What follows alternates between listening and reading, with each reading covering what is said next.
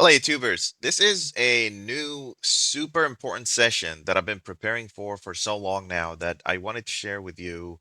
And I want you to pay your full attention to this one because this touches on the future of humanity, the future of technology, and the future of our planet, this planet that we're living in. Today, I want to talk to you a little bit about the importance of decentralization when it comes to AI technologies. AI now is starting to slowly but surely get into every aspect of our lives, which basically means that at some point in time, it's going to be as essential as important as water, electricity, and internet today. Today, if you have a household without internet in it, people in that household are completely disconnected from the world. They're not able to check their emails. They're not able to communicate with the world, which has become over time super essential. I've lived through time where internet was just a nice to have, and I saw how that technology has evolved over the years into something that's super essential. You can't check your bank account without internet. You can't check your emails without internet. You can't, do anything without internet. Even you just something simple like, getting groceries and things like that. Okay, so we saw how the internet evolved until it became essential and a mandatory part in every household. Now there is this new technology, this new layer that's going on top of it, which is artificial intelligence.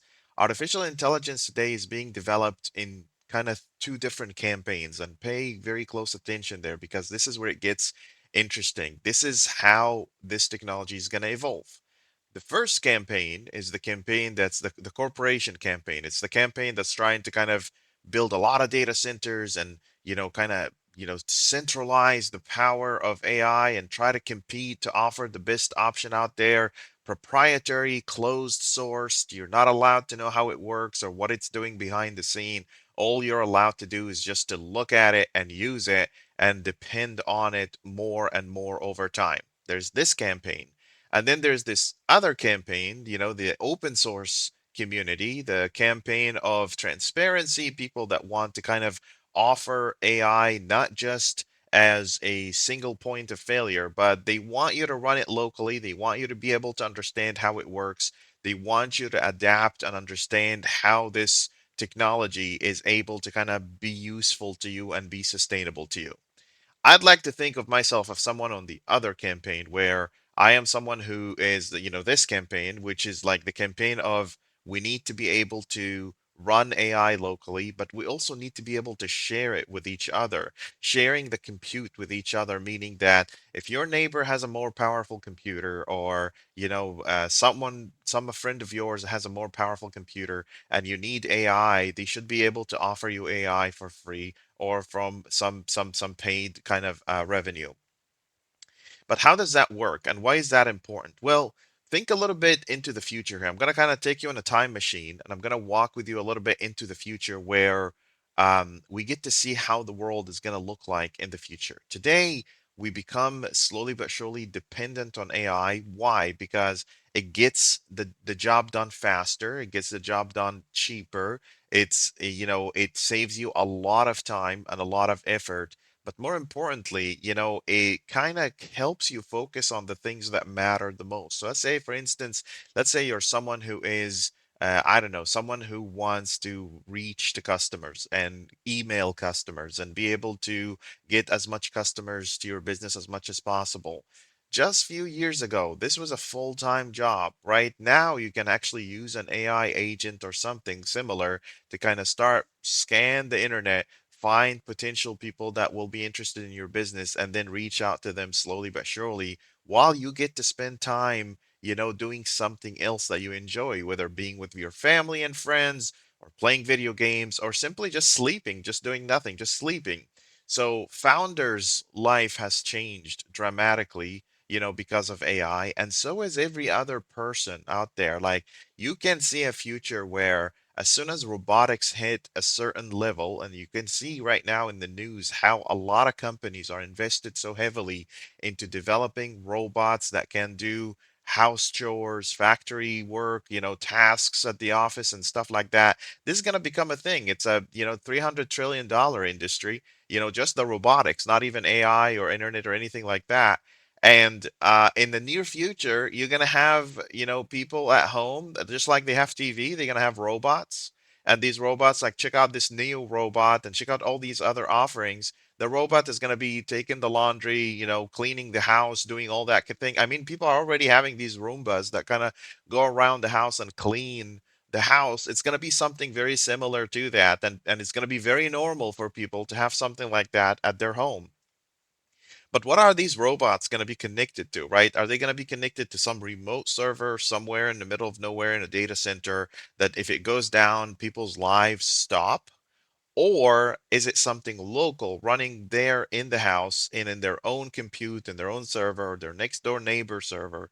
The people that they know, the people that they trust to kind of keep their life going. Because the thing about these robots is that they're not just going to be doing something that is specific. Like, for instance, a TV is a TV. You can play video games on it.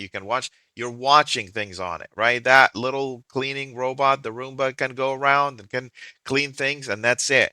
But robots, they're multifaceted, they're mild, there's multiple, ways that they can be used. They can be a nurse, a robot nurse that's, reminding someone elderly to bring them the medications, to bring them what they need, to be able to survive. And if that robot goes down, or that robot is not in a good state, or has bad data, or someone hacked into the network and destroyed it, that person's life could be in jeopardy. So just think about that for a second. Think about the future and what role can you play into that future, as a software engineer, as someone who's interested in technology.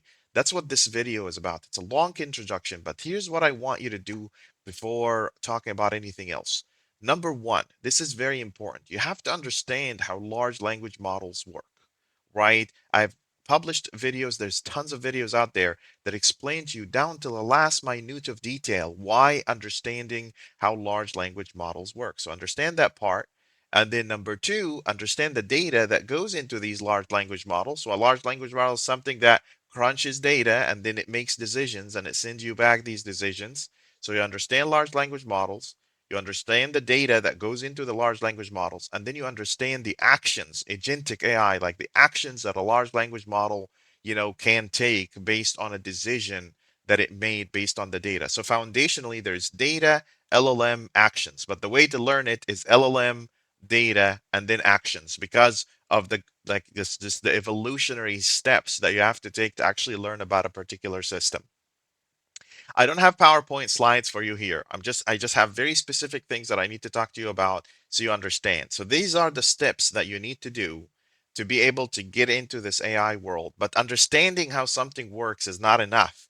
You have to put it to use. You have to start taking that knowledge and start developing things that will automate and help you with things in your life, not just things on the screen on your computer, like sending emails and scheduling.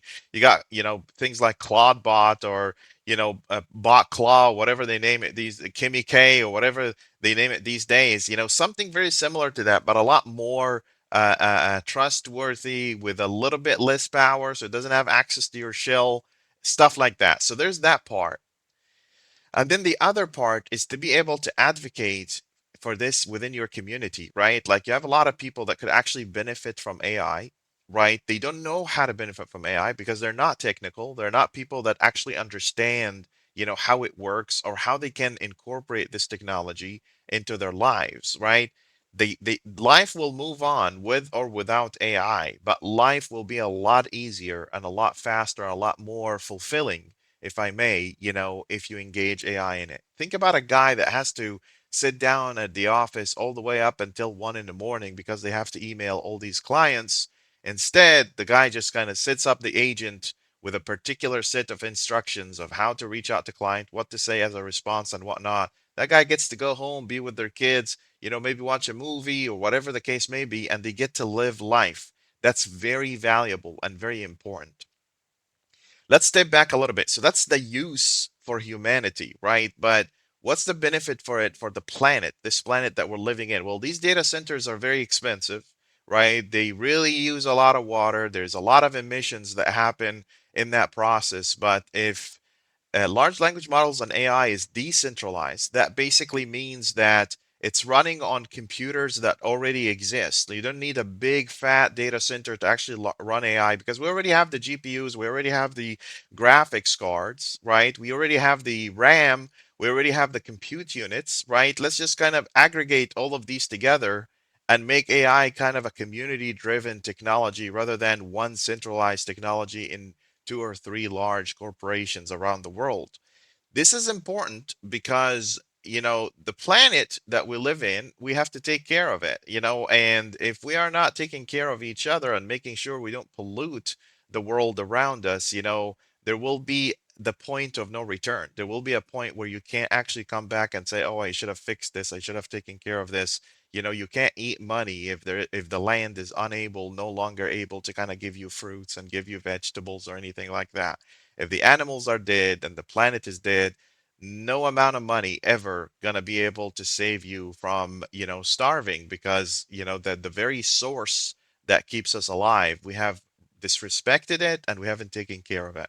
So decentralized, that's why it's important for the planet, right? But also the technology itself, when it's community driven, it becomes a lot faster to evolve and grow and become something more meaningful for all of us when it's community driven. Think about the difference between open source world and the enterprise world. Think about it very well. Like open source world is where all the innovations and all amazing things happen. Yes, there is some innovation and amazing things that happen in the closed source proprietary world, but think about this for a second. Like imagine a project in a company, and this company can only hire three smart people, right, to work on that project.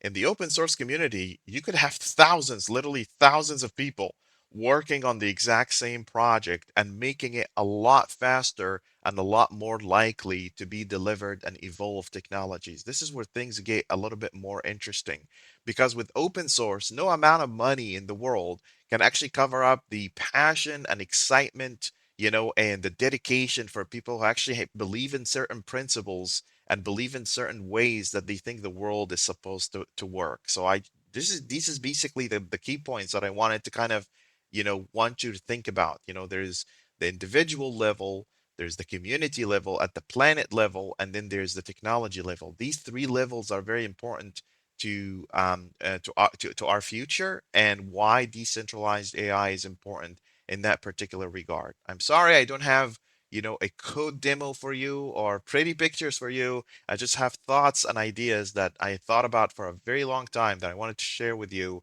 right here, right now. I hope you find this a little bit useful. Drop a comment in the comment section if you agree, disagree.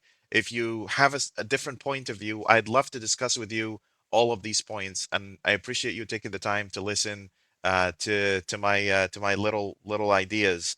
If you have any questions, comments, concerns, please feel free to drop a comment in the comment section. And as usual, don't forget to like and subscribe. Thank you very much. Take care.